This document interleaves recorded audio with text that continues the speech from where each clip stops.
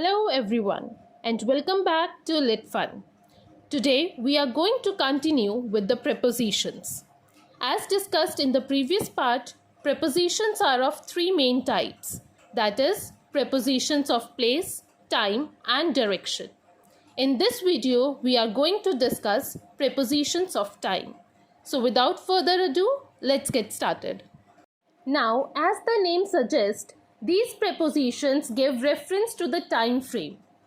The first preposition of time that we are going to discuss is at. What is the function of at? It indicates the exact time. For example, my school starts at 8 a.m. Now, what is the time here? 8 a.m.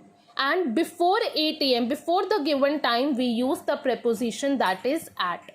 So indicates that my school starts at exactly 8 a.m. I am giving you the definite exact time. Similarly, let's take another example. The sun is directly over our heads at noon. Why have we used at here? Because noon means 12 o'clock. Next preposition that we have is in. It is used for months, years, centuries and long periods. Basically a time span where we have a lot of time. Like for example, we have summer vacation in June. So what is the time here? June. And before that time we have used the preposition. Now June is not just one point. June means the whole 30 days. So we can do the work anywhere in between 1st June to 30th June. So when we talk about months or years which have a lot of time in them, we use the preposition in. Similarly, I will definitely go abroad in the future. So if I talk about the future from today, it could be in 2024, 2025 or maybe December 2023. So the possibilities are endless. And the last example, my sister always completes her homework in the afternoon. Because again, afternoon is also not just point, it comprises of many hours in it. Then we come to the preposition on. On is used to represent day and dates. For example, my mother gifted me this dress on my birthday. So here we are talking about a specific day that was my birthday. So before that we have used the preposition on. Do you work on Sundays? So again, when we talk about weekdays, Monday to Sunday, we use the preposition on.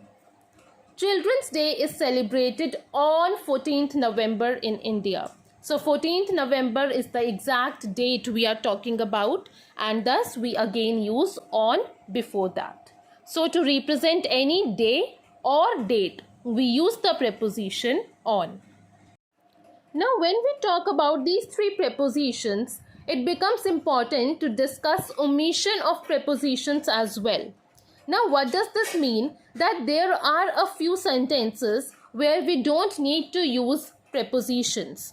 Okay, so whenever we talk about quantifiers like some, few, many, or demonstratives like this, that, these, those, then we do not use prepositions. Let's understand this with the examples. For example, I go home every Diwali. Now Diwali is a particular occasion. Okay, it's a particular day. So we should write I go home on Diwali. But when we use the quantifier here every, then we do not need to use the preposition. So I go home every Diwali. That's it. I go home on every Diwali will be wrong.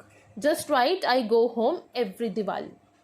Similarly, we'll go out in evening is correct. But when we use the demonstrative this, then we remove the preposition in. So the sentence becomes we'll go out this evening. That's it. Similarly, we'll finish all our work today evening. No need to add in here. And the last one, my friends went to Goa last summer. So because we are indicating which summer, last summer, we do not need to add the preposition here. So in all these sentences, the prepositions need to be omitted, need to be removed. Let's come back to the prepositions of time, and now we are going to discuss the fourth preposition, that is by. It basically represents the deadline, the final time frame, the final point. For example, submit your project by Wednesday. That means Wednesday is the last date when you can submit your project. After that, it won't be accepted. Fifth, before. So it's very simple. Obviously, you know we use before when something is to be done before that time. For example, come back before sunset. तो आपको sunset से पहले पहले घर आना है. Okay, so before means आपको जो time दिया है that is sunset over here, आपको उससे पहले वो काम करना है. After is the exact opposite. After means बाद में. So we went for dinner after the movie. तो पहले हमने मूवी देखी, उसके बाद we went for the dinner. Then seventh is until. It means up to that time. For example, we played chess until midnight. तो हमने chess कब तक खेली? Midnight तक, रात के 12 बजे तक. So here we use the preposition until. It means तब तक. Now the eighth preposition is during.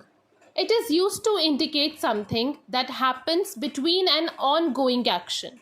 For example, students took notes during the class. So there are two things going on. The class is going on. Okay, this is the first main action.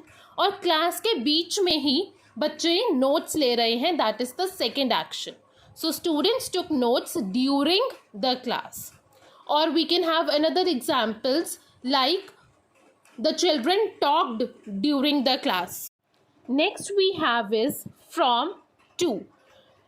Now this is used to indicate time duration including the starting point and the end point. For example, the museum opens from 8 a.m. to 4 a.m. So when we will be writing about the starting time, we'll use the preposition from, and before the end point we will use the preposition to. So from 8 a.m. 8 a.m. is the starting point. From 8 a.m. to 4 p.m. 4 p.m. is the end point, and before that we are using to. Okay. Similarly, you can say my school continues from 8 a.m. to 2 p.m. Now comes the last two prepositions for the session, and these two are extremely important. Since and for. Most of the times they are used with the perfect tense or the perfect continuous tense, and they gives you a time reference. Now what is the difference between these two is that since is used to indicate the exact starting point of an ongoing action. You can remember it by this simple hack, like S is for since, so it is used for starting point. S for since, S for starting point. For example, Ria has been studying in this school since 2015. So when did Ria started studying in this school? 2015. It is the starting point. I haven't eaten anything since breakfast. तो मैंने कब से कुछ नहीं खाया है? Breakfast से. That is the starting point. Alright. Next we have is for. Now for indicates the time duration. कि कितने टाइम से एक एक्शन हो रहा है. For example, he has been practicing medicine for 5 years now. तो वो 5 सालों से प्रैक्टिस कर रहा है, पर वो 5 साल कब स्टार्ट हुए थे ये इन्होंने नहीं दिया है. Similarly, I have been studying in this school for 10 years. So मैं 10 साल से पढ़ रही हूँ. और I have been working on this project for 2 months now. So whenever we talk about time duration, 5 days, 2 months, 10 years, then we use the preposition for. So I hope everything is clear to you. That's it for today's section. We'll meet in the next video with prepositions of direction. If you have any doubts, you can put them down in the comment section. And if you found the video useful, do not forget to like, share and subscribe. Until then, bye everyone and take care.